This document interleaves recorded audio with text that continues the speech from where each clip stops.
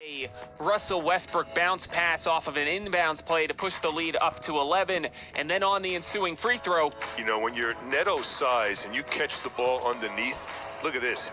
Off the rebound, the smallest guy on the floor off the rebound with the shooter was able to put it in. That's incredible. 33-30, so Neto missed it, but made up for it. And wow, the Wizards are up by 13. What do you think Coach Thibodeau is going to say about that one? So Neto goes to the free throw line, misses the free throw, it hits the front rim.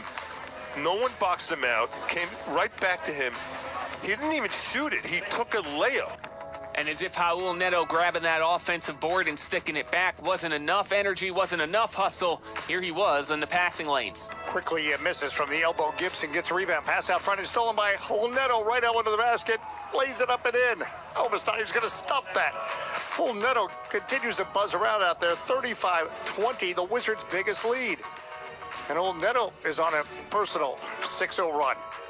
The story of the first two games in New York between Brooklyn on Sunday and MSG on Tuesday for the Wizards was turnovers leading to points for the opposition being the real cause of their downfall. And in the first half of this one, the Wizards kept forcing the Knicks into turnovers and taking advantage. Payton pulls back at the Madison Square Garden logo. Payton rocking the cradle, gets right elbow. It's broken up and stolen by Bradley Beal. Shovels at the Westbrook to the basket. Almost slammed. Oh, that'll jar your preserves as he cocked that back and threw it down. The Wizards up 50-36. Love that. The Wizards had 18 points off of 15 New York Knicks turnovers on the night, and the lead would grow to as many as 17 on this Garrison Matthews follow. 7-second shot clock. Westbrook, top of the arc. Guarded by Barrett, right wing outside the arc. Hachimura for three, off the rim. Matthews, rebound, bank and score. Matthews came flying in for the rebound, bank and score. 60-43 Wizards. Wizards would win the second chance points battle 17-15. Also won points in the paint 48-36 after getting dominated by the Knicks in both categories on Tuesday night. Wizards led at halftime 60-45, but as the third quarter came around, New York Knicks, they started to show a little bit of fight. RJ Barrett, the second-year man out of Duke, sending a message to the Wizards. Knicks weren't going to go away easily. Randall down, top of the arc, top of the key, foul line. Right wing outside the arc. Barrett for three, drains it. 65-53 Wizards. Here comes the Knicks.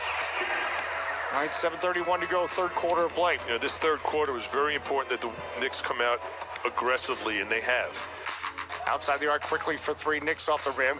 Rebound. Barrett put back off the rim. Barrett again an effort. Scores at the buzzer. RJ Barrett would not be denied. 78-65, and the Knicks have not gone away. The Wizards are very much still in control in the lead, but the Knicks, they might have something to say in the fourth quarter. The Wizards need to be ready for it. Through three quarters, the Knicks were shooting under 30% from the field, and yet the Wizards weren't able to put them away. It was just a 78-67 game headed to the fourth quarter, and that's when the Knicks offense started to explode behind Alec Burks. Left wing, Westbrook for three. That's no good. Lopez tips it, keeps alive, but Barrett collects, and the Knicks comeback can continue. RJ Barrett right of the circle. Top of the key, left corner, Burks drives, baseline gets under the basket, circles into the right corner, guarded by Lopez. Burks shoots and scores a three over Lopez. Oh boy, is it ever too close for cover. The Knicks within three of the Wizards.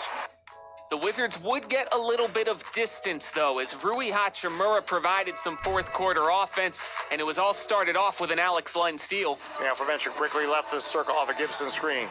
Foul line, floats it for Gibson, knocked away by Len. In the arms of Matthews. Pass up court to Hachimura to the basket, scores. Nice pass by Matthews, a rope up court to Hachimura.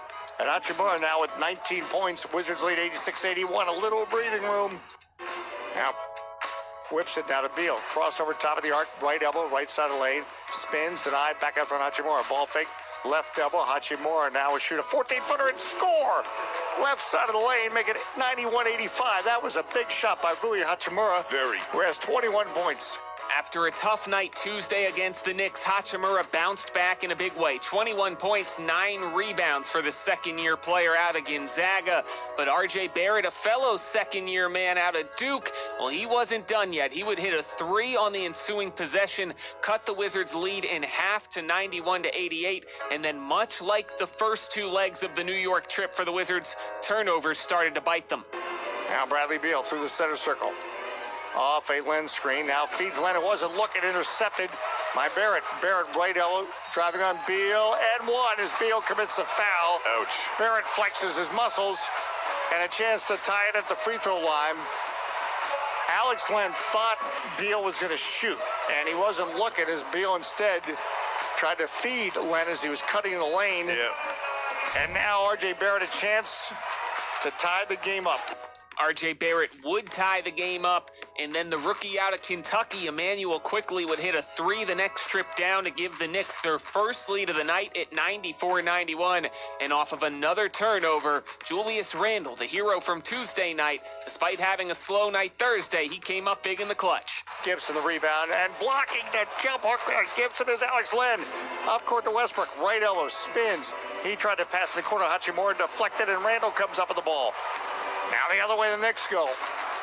Right of the circle, Burks. Top of the arc, Randle. Randle gets in the feint. Denied by Beal. Back out front, right of the center circle quickly. 3:05 to go. Knicks lead, 94-91. Right of the top of the key, Randle. Guarded by Beal. Randle backs in on Beal. Down to the right block. Turns the baseline. Fades. Got it. High arcing swish with a fade. A step back fade on the baseline right. And the Knicks just had their first lead. Now they've extended it. 96-91, 2:45 to go in the fourth quarter. A Bradley Beal bucket made it 98-94 with just over a minute to go, so Wizards still had a pulse, but once again, it was Julius Randle playing the role of closer. Randle, pressured by Hachimura. They're going to use clock, 6 seconds. Randle down to the baseline, leaning to his right, shooting to his left, scores a 15-footer. 194 Knicks. They match their biggest lead with 29 seconds left, and Julius Randle, on a bad night, suddenly is having a good time. Randle was only 5 of 16 for 13 points, but a pair of big buckets down the stretch. Enter Sandman. It might have been the role that he's most familiar with in this one, and the Knicks would make their free throws down the stretch and close out the Wizards 106-102. Story of the game for the Wizards, the two stars just didn't